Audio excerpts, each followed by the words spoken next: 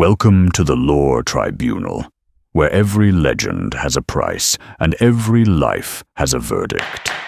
Imagine a king, already rich beyond measure, palaces of marble, vaults of silver, more gold than he could spend in 10 lifetimes, and still it wasn't enough. So when a god offered him one wish, anything he desired, he didn't ask for wisdom. He didn't ask for peace. He didn't ask for more time with the people he loved. He asked for a touch that turns everything to gold. The god warned him. Midas didn't listen. He touched his food. It turned to gold. He touched his wine. It turned to gold. And then, without thinking, without hesitation, he reached out and embraced his own daughter. She turned to gold in his arms. This is not just the story of a king who got too greedy. This is the story of Midas, the man who got exactly what he asked for and lost everything he actually wanted.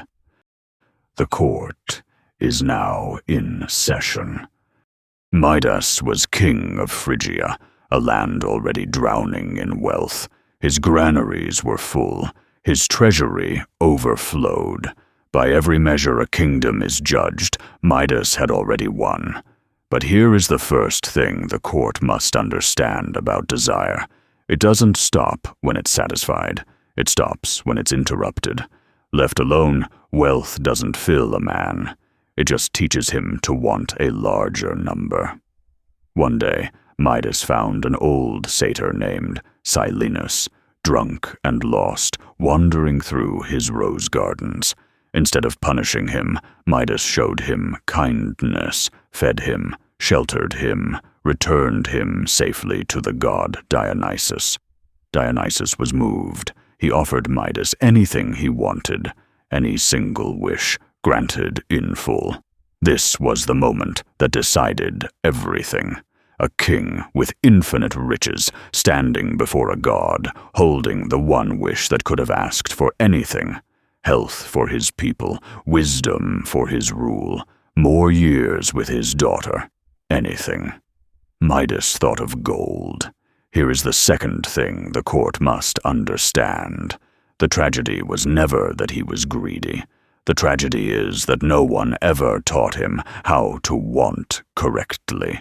He had spent his whole life measuring his worth in weight and shine, so when the universe finally asked him what he wanted, that was the only language he had. "Grant that everything I touch turns to gold," he said. Dionysus looked at him for a long moment, the look of someone who has seen this story before and already knows how it ends. "Are you certain?" the god asked. Midas was certain. The wish was granted. At first, it was paradise. Midas walked through his garden and touched a twig. Gold, a stone, gold. The doorframe of his own palace shimmered like the sun had melted into it. He laughed. He ran through his halls like a child, turning tables, chairs, statues, everything he could reach into solid gleaming gold. Then he sat down to eat. He lifted bread to his mouth, and the instant his lips touched it, it turned to metal. Hard, cold, inedible gold. He reached for wine, gold before it touched his tongue, fruit, water, meat. Every single thing he tried to consume became a lifeless, glittering weight in his hands. Here is the third thing the court must understand, and the cruelest. A wish doesn't ask what you meant. It only executes what you said. Midas asked for gold, not for wisdom about gold. And the universe, precise and merciless, gave him exactly and only what he'd asked for. For the first time, the king who had everything realized he could no longer feed himself. But the true horror was still coming. His daughter ran to him, the way she always did, arms open, calling him father. And Midas, forgetting himself for one single heartbeat, reached out to comfort her. The moment his hands touched her skin, She went still. Her warmth disappeared. Her breath stopped mid-word. She became a statue of gold, standing exactly where she'd been running toward him, arms still reaching for the father who could no longer hold her without destroying her. Midas did not cry out like a man who had made a mistake. He collapsed like a man who finally understood what he had actually asked for. This is the oldest curse known to desire, and the court rules it plainly. You can ask for everything. You can get exactly what you asked for, and still lose the one thing you never thought to protect, because you never once specified what you actually wanted. Midas didn't lose his daughter to a curse gone wrong. He lost her to a wish that worked exactly as designed. Now the tribunal does not call Midas to the stand. It calls you. Somewhere in your life, you have made your own wish, for money, for status, for the validation of people who will never truly see you, and gotten exactly what you asked for, only to notice, too late, what it quietly turned to stone on the way.